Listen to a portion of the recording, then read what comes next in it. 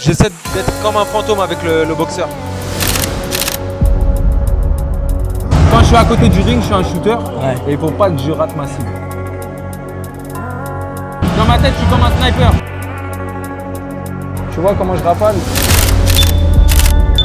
Quand je vois du beau geste, ça m'anime. Ça, c'est comme un fusil, frère. Je peux pas regarder un fight sans le vivre. En fait, c'est la passion qui l'emporte. T'es obligé de donner tous les moyens nécessaires pour ne pas rater.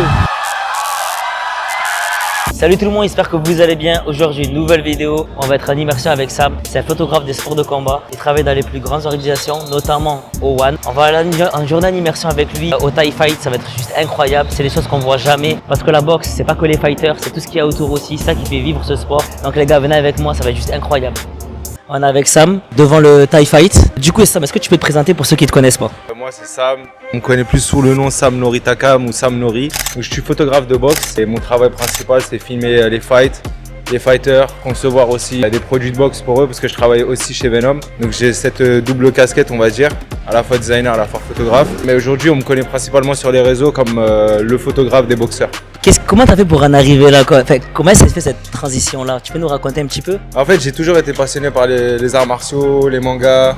Je regardais beaucoup les animés quand j'étais petit, tu sais, les Dragon Ball Z et tout ça. Et parallèlement à ça, je faisais des études d'art après mon baccalauréat. Ouais. Moi, comment j'ai commencé les photos de boxe? Tout simplement parce qu'en fait, j'avais besoin d'un sujet d'entraînement pendant mon parcours, mon cursus artistique. Mais le seul sujet que j'avais à ma disposition et qui était rapide, c'était la boxe parce que je pratiquais déjà la boxe à cette époque-là. Donc j'allais à ma salle d'entraînement, je m'entraînais et des fois je m'entraînais pas du tout. Ouais. Je faisais de la boxe thaï à Bagneux à l'époque. Et en fait, des fois, j'y allais pas pour m'entraîner, j'y allais juste pour prendre des photos. En 2012, à l'époque où Jean-Charles Skarbowski, il faisait des... Tu connais Jean-Charles Skarbowski? Je pense que tout le monde le connaît aujourd'hui. Ouais. À l'époque, il était plus connu dans le monde du Muay Thai, donc c'était un peu plus subversif et il n'y avait pas les réseaux sociaux comme aujourd'hui. Je parle de 2012. Donc en fait, Jean-Charles Skarbowski, parce qu'ils ne le connaissent pas, c'est une vraie légende. Mais à la base, il est connu et il est très connu en Thaïlande parce qu'il a boxé des grosses têtes. Il a boxé Boakao. Avant ça, il a boxé des grandes stars et il s'entraînait au Jockey Gym. Et il a repris d'ailleurs le Jockey Gym qui a un célèbre camp ici en Thaïlande. Et donc lui il organisait justement des événements il y a de ça presque 15 ans qui s'appelaient les Best of Siam. Et moi un jour je lui ai envoyé un message. J'avais envoyé un message directement à Jean-Charles. Je lui ai dit voilà, je suis à Paris, j'habitais déjà à Paris de toute façon. Et je suis à Paris, j'aimerais bien prendre en photo ton événement. Il m'a dit viens à la salle. J'y suis allé et voilà, mon premier événement c'était Sanchai contre Damien Alamos, incroyable. Antoine Pinto contre Vio, Bobo Sako. C'était que des trucs de fou. Il y avait Samad Payakaroun, il y a des gens qui vont se dire mais c'est qui ces gens-là? Mais tu vois, c'est des légendes. C'était déjà des légendes à cette époque-là. Ouais. Et d'ailleurs, il y a même mon actuel manager qui a boxé, qui est Medizatou, qui a boxé à cet événement. Il avait boxé Sanchai aussi. En gros, je fais ce premier événement. Et le vrai premier gros événement que je fais, c'était Best of Siam 2 avec Jean-Charles Skarbowski qui l'a organisé avec son associé. Et il y avait Damien Alamos, comme je te disais, contre Sanchai. Et puis après cet événement, tu vois, il y a des choses qui se passent. Donc je vais pas en parler là maintenant. Ça t'a fait un déclic?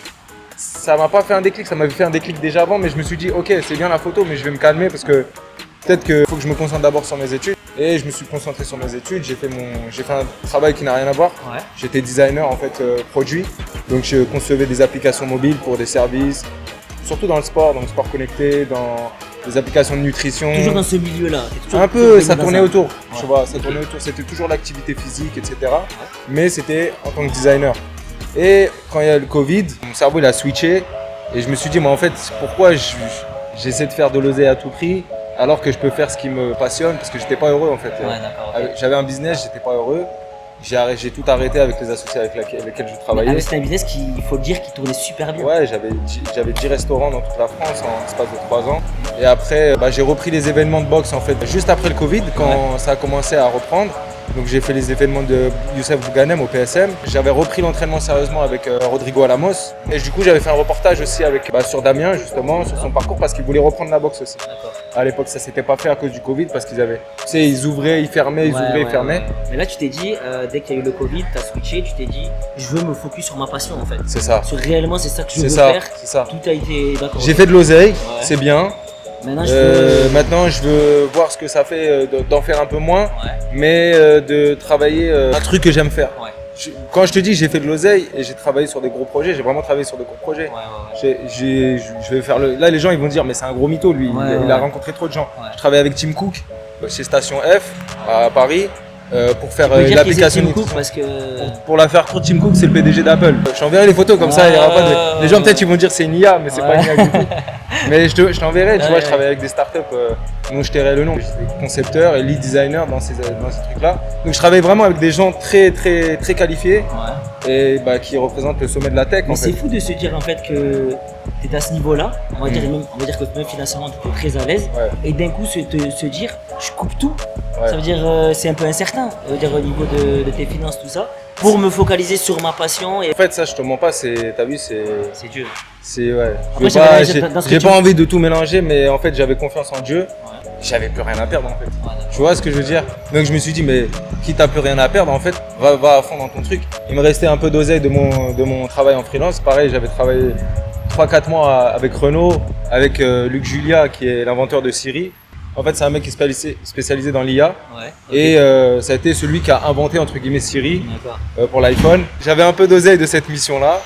Et de cette oseille-là, je me suis dit en fait, je vais prendre cette oseille et je vais partir en Thaïlande pendant 4-5 mois et je vais vivre pleinement ma passion. Je veux fight, donc j'ai fait un fight. Donc j'avais fait une prépa de 1 mois. Il faut savoir que j'étais sorti d'un KO 3 mois avant. J'avais fait en Belgique, j'avais fait un fight avec Rodrigo. Il m'avait envoyé au casse-pipe, je me suis mangé un KO. Et après, je suis revenu, j'ai dit quand même, je veux fight en Thaïlande. Et donc je me suis préparé. C'est là où j'ai rencontré Mehdi et où on a commencé à s'entendre. Et au début, à l'époque, le RWS, il commençait c'était le premier RWS. Donc pour ceux qui ne savent pas, le RWS, c'est un des plus gros tournois ici en Thaïlande de Muay Thai. Mais Muay Thai traditionnel avec des gants de boxe normaux. Et à côté de ça, le One Championship avait pas encore fait le One Lumpini. Et l'année où j'arrive, en fait, ils font l'annonce on va faire le One Lumpini. C'était le début quoi. C'était tout début, ça n'existait pas encore. C'était que One Championship, format petit gant. Et c'était en cage d'ailleurs. Et c'est à ce moment-là où je rencontre Mehdi. Et Mehdi, quand il voit que je fais de la photo, de la vidéo, il me dit mais tu veux que j'essaie de te faire rentrer au One, comment tu... Donc il négociait un truc pour moi au début avec le One, sans parler de Venom. Et ça marche pas parce qu'en fait le One Lumpini il recrute que des gens qui parlent thaï en fait. Ah ok d'accord. Et donc je lui dis bah écoute c'est pas grave, tranquille, c'est pas grave, moi j'ai une mission en freelance, s'il y a un truc qui se présente à toi, contacte-moi. Et puis peut-être qu'on retravaillera ensemble. Et puis après il me dit mais en fait je suis bête, pourquoi tu viens pas nous rejoindre à Venom? Et moi je suis là, je réfléchis tu vois. Je me dis ouais pourquoi pas, mais il y a quoi à faire? Il me dit là c'est pour du design, c'est pas pour de la photo, mais tu peux faire de la photo. Je dis ok vas-y pourquoi pas, parce que c'est mon cœur de métier à la base le design. Donc j'ai réfléchi. Il faut savoir qu'à côté on me propose vraiment un gros contrat à 12 000 € par mois sur un an. Incroyable. 12 000 € brut hein. Donc quand il te propose ça, à côté de ça, on te propose le contrat à 12 000 € brut en freelance.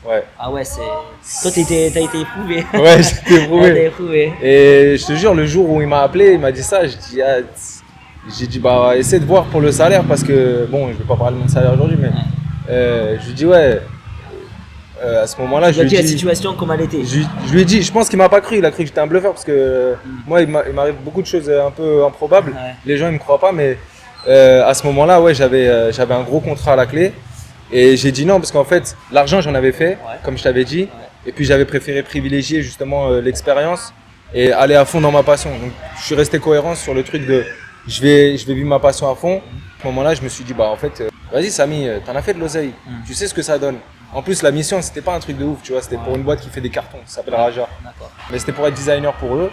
J'ai dit vas-y je vais m'emmerder en fait chez eux, même si je fais 12 000 balles, c'est vrai que je vais coffrer mais c'est pas ça, ça peut me faire avancer mais tu vois tu vas passer à côté d'un rêve et puis après 20 ans plus tard tu vas te dire putain si j'avais fait ça, il serait passé quoi tu vois. C'est ce que je me suis dit et je me suis dit en fait là c'est maintenant, du coup j'ai dit peut-être que freelance ça va se représenter, il y aura pas de souci mais là ce truc là je voulais absolument le faire et depuis bah je regrette pas tu vois, même si il y a des hauts, il y a des bas, la vérité c'est que derrière ça m'a permis de faire beaucoup de choses, de designer les outfits, les shorts de Muay Thai de la plupart des gens du One, les derniers outfits là, les shorts de boxe Thai, les gants de boxe Thai du RWS, c'est moi qui les ai fait aussi. Et comme grand nom de combattant, t'as designé pas mal de shorts aussi, t'as fait des... Ouais, j'ai fait le short de Tawan Chai avec sa collection là d'ailleurs qui sort la semaine prochaine.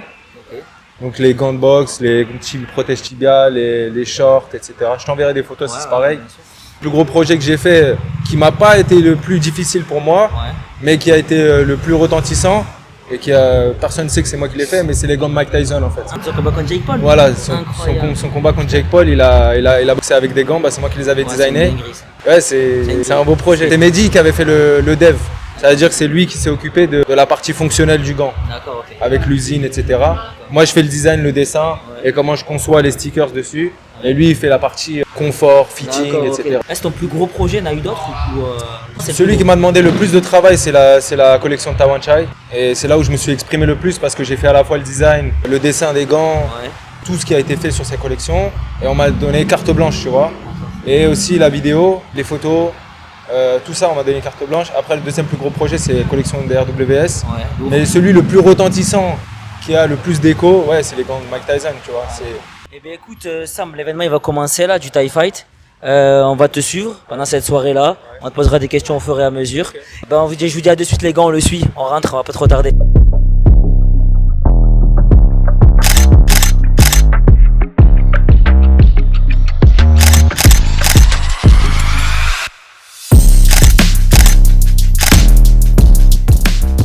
Donc là, juste pour info, on est au Thai Fight. Donc c'est le Thai Fight Super League, c'est pas le Thai Fight comme on le connaît. Donc avec un format un peu plus court que d'habitude. Donc en 3x3 si je dis pas de bêtises. Et la spécificité du Thai Fight, c'est qu'ils n'ont pas des gants normaux en fait. Ils ont ce qu'on appelle le karchuek. C'est une espèce de corde que vous allez filmer, vous allez voir. Et à l'impact, ça fait très mal. Tu vois, tu peux couper la peau directement. Et c'est un peu comme dans le film de Jean-Claude Van Damme. Tu vois la scène avec quand il met des morceaux de verre. Avec ton pot. C'est juste qu'il n'y a pas le verre sur le. Vous allez voir, en gros, c'est des gants qui sont différents. Et c'est du spectacle parce qu'il y a beaucoup de chaos. Et ici, le Thai Fight, les Thaïs, ils apprécient beaucoup le Thai Fight parce que c'est vraiment avant le One et RWS, Rajadamnern, où ils sont arrivés il n'y a pas longtemps. C'était vraiment l'événement populaire pour les Thaïlandais. Ils font le tour de toute la Thaïlande et ils vont dans les petites campagnes à la base pour montrer au peuple thaï que c'est une vraie culture thaïlandaise. Carrément, au début du Thai Fight, la musique c'est Thai Rak Muay Thai. Ça veut dire nous les Thaïs on aime le Muay Thai, tu vois. C'est un truc qu'ils essaient d'instiller dans la culture thaï. Mais voilà, c'est pour te dire à quel point l'événement est connu, est très populaire et était très populaire avant que le One, le RWS commencent à se développer. Ils veulent garder encore ce truc sans les gants, avec les fils comme à l'époque. En fait, c'est comme dans les films en fait, c'est un truc de fou. Voilà. Donc là on va aller dans les vestiaires, on va suivre deux boxeurs. Il y a un boxeur qui est français et un autre boxeur qui est thaïlandais. Donc vous allez voir un peu, moi je les suis pour prendre des photos, faire un peu de contenu pour ma page et faire des belles photos et voilà. Ok, ça marche. Mais écoute, on te suit, Sam.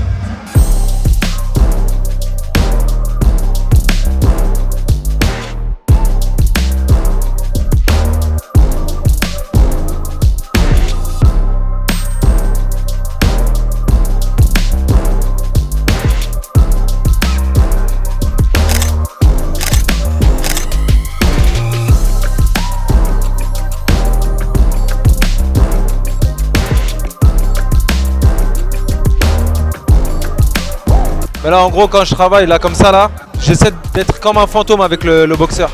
Je vais prendre mes photos quand c'est dans le vestiaire, quand il sort du vestiaire, etc.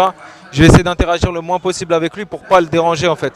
Parce que moi aussi j'étais fighter. Et j'ai été fighter pour être un bon photographe de boxe.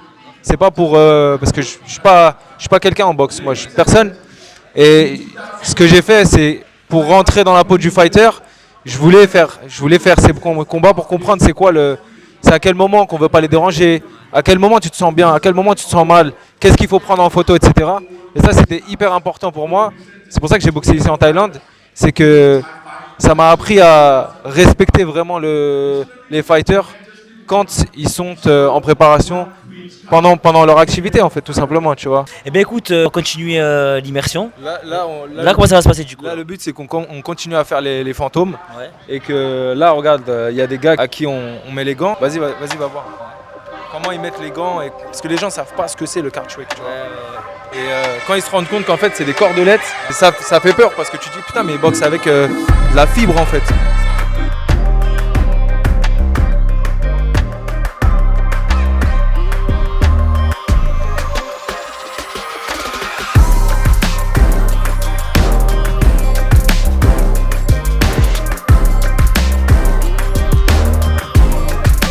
coup, Sam, comment tu te prépares avant un événement? Une préparation, mais elle est mentale. D'accord, ok.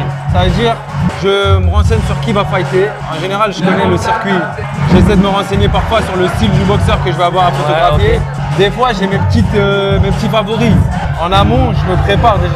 Ce fight, c'est dans une semaine. Ouais. Mais en amont, je visualise déjà ce que tu vas prendre comme cliché Exactement. par rapport à leur style de boxe. Ouais. D'accord. Je sais comment je vais les mettre en scène dans mes photos. D'accord. Comment, dans quel angle je vais les prendre. Ouais.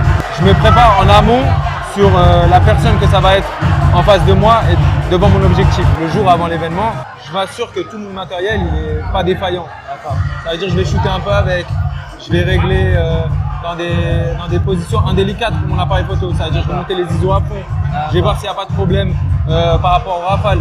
Si le rafale il se casse pas ou s'il y a un truc comme ça. Je le fais tout le temps parce que quand c'est des gros événements, tu n'as pas le droit à l'erreur. Et moi, j'ai pas de deuxième boîtier. J'ai un deuxième boîtier, mais je le ramène jamais avec moi, sinon c'est pas confortable. En fait, c'est comme si tu étais à haut niveau, mais dans la photographie. Oui. Comme tu n'as pas le droit à l'erreur. J'ai pas le droit à l'erreur. Ok. Ça, c'est comme un fusil, frère. Dans ma tête, je suis comme un sniper. Ok. C'est pour ça que tu me vois en Tenue de combat. tenue de combat, tu vois. Voilà, tu vois, Ah je vois ouais. ce que je veux dire. J'ai un cargo, j'ai des poches.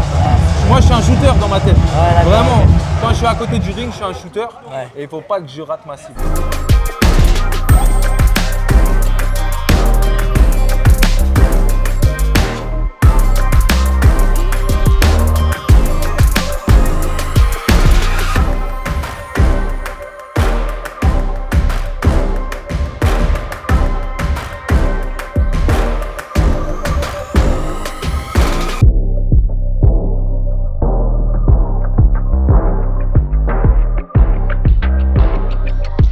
Est-ce que tu ressens une certaine pression à fournir une bonne image à chaque événement? En fait, c'est la passion qui l'emporte. Je peux pas regarder un fight sans le vivre. Yannis, ça va! Yannis, il est mort! Il est mort, Yannis, ça va! Quand je vois du beau geste, ça m'anime. Yannis, ça va! Ouais. Tu vois ce que je veux dire? Ça me donne envie de crier comme là, les gens. J'ai envie de dire, oh ouais, tu vois ou pas?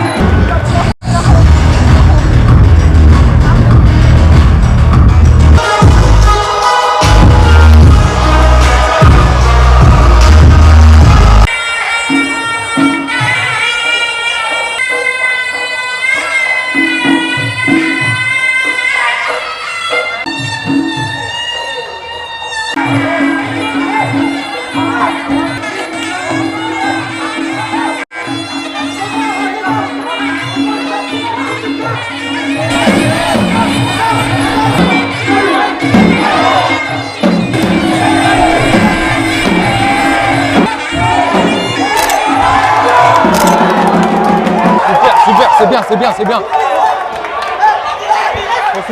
Fonce-lui dedans, ma gueule. Fonce-lui dedans. Saute. Oui. Avance, Yannis.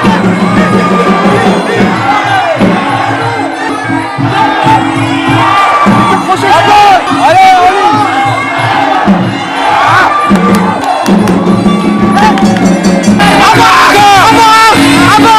il a battu.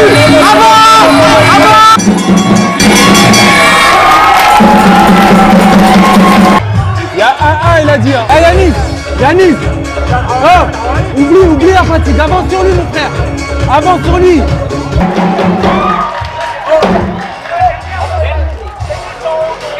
Il est pour toi, Yannis. Il est pour toi, mon frère. Vas-y, fais-toi plaisir. Avance. Arrête de penser à la fatigue, mon frère. T'es au-dessus de lui. Yannis. Recule pas, voilà.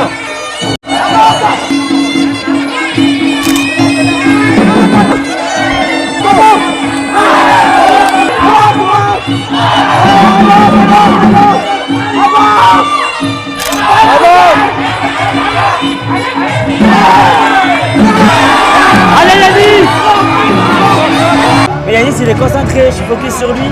C'est un truc de fou. C'est dommage, il a pas trop avancé. Je sais pas s'il va gagner. Normalement, il a mis le knockdown. Il gagne. Allez, on va avoir la décision en direct avec Sam.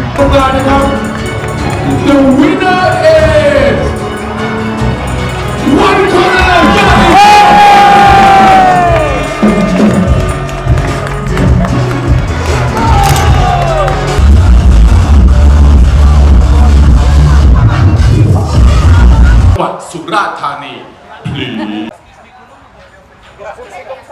Regarde-moi, regarde-moi. Rapproche-toi un tout petit peu. Dans ce métier-là, tu es obligé d'être un afrit. Ok. Ça veut dire quoi, afrit, pour les gens qui ne comprennent pas l'arabe? Tu es obligé d'être un malin, comment dire? De gruger un petit peu. Gruger, d'aller au-delà de ce qu'on te permet de faire. Après, faut pas partir en cacahuète, tu vois. Je vais pas rentrer sur le ring pour prendre des photos, tu vois ce que je veux dire. Mais faut pas être débile. Mais tu m'as vu, j'étais dans le coin, je monte sur l'escabeau, enfin l'espèce d'estrade, et puis après je monte carrément sur le ring parce que je suis beaucoup plus à l'aise. Le ring il est haut en plus celui-là. Pourquoi? Parce qu'en fait ça me permet d'avoir la meilleure photo. C'est pas pour faire le mec, je suis sur le ring et tout. Non. C'est parce que plus t'es près des cordes et mieux c'est pour prendre des photos.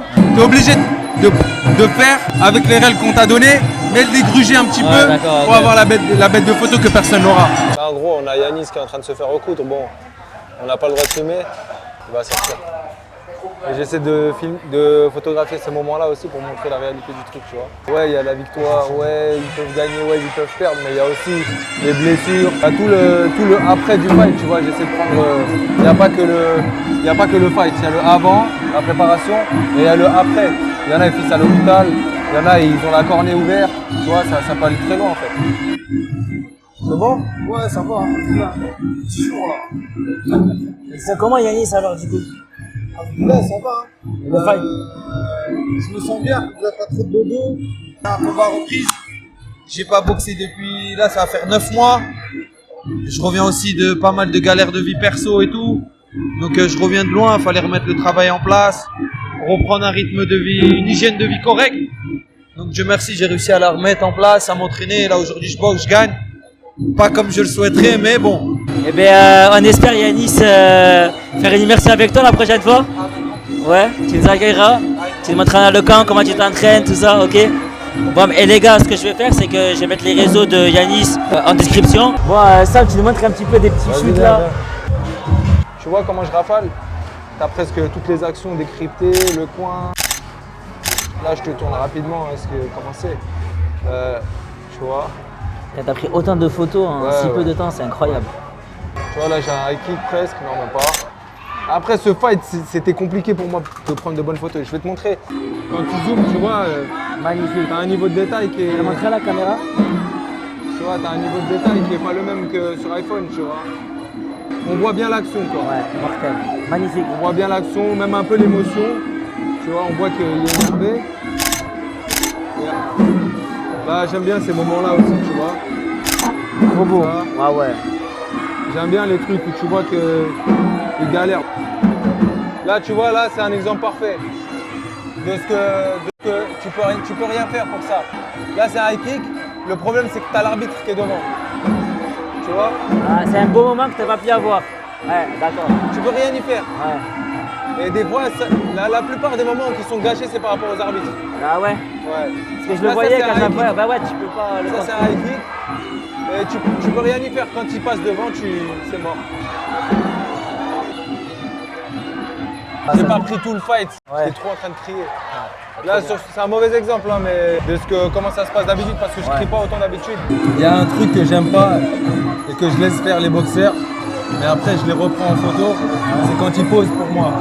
Ah, là, il a posé là. C'est pas du tout naturel, donc là je vais attendre qu'il soit dans ses pensées pour reprendre en photo. D'accord. Là, il est pas dans le fight encore. Ouais. Ouais, si, il est dans le fight, mais juste il m'a vu. Des fois ils sont mal à l'aise, donc ils vont poser. Ouais, d'accord. Pour être plus avec l'assurance. Je préfère moi les prendre quand ils sont pris au dépourvu, ça donne des photos naturelles, c'est plus joli. En fait, d'accord, tu dois les prendre dans un moment vraiment juste avant le fight du coup. Ouais. Là où le cerveau il est en train de... Sinon avec ça, tu viens, tu zoomes, et t'as pas vu. Ouais. En fait, il faut vraiment faire le fantôme. D'accord. C'est à ce moment-là, c'est pour ça que je te parlais de dire faire le fantôme, c'est faut qu'il t'oublie. Faut qu'ils t'oublient. C'est pour ça que c'est important qu'ils te connaissent. Des fois, quand ils te connaissent, ils sont plus à l'aise avec la caméra et ils t'oublient. Ils disent ok, lui je le connais, il va pas prendre des photos de fou. Contre moi, je veux dire. Donc c'est ça en fait que je fais. Je préfère avoir des photos naturelles parce que c'est là que tu vois l'émotion. En tout cas, Sam, merci de nous avoir accueillis, ça fait plaisir. Mais en tout cas, c'était cool, c'était authentique. Franchement, tu nous as régalé. Franchement, les gars, n'hésitez pas à lui envoyer des messages, de lui donner de la force. Ça me fait toujours plaisir. Je vais mettre ses réseaux sociaux dans la description. T'as un petit mot pour la fin, Sam? Moi, je vais plus donner, pas une morale ou une leçon ou quoi, je m'en fous. Si vous voulez faire un truc dans la vie, faites-le avec passion. C'est le mot de la fin. C'est ta devise. C'est ma devise, ouais. Si tu fais un truc, fais-le avec passion. C'est ce que je fais ici, c'est ce que j'essaie de faire ici en tout cas. Ici, ça m'a plutôt bien réussi. Soyez sincères avec ce que vous faites et ça va payer, Inch'Allah. Mettre les bonnes intentions. Voilà, les bonnes intentions toujours. Ok. En tout cas, je vous dis à très vite les gars. Et abonnez-vous aussi. Hein. Abonnez-vous, c'est pas gratuit. Abonnez-vous, c'est vrai. Allez, ciao. Merci Sam. Merci à toi.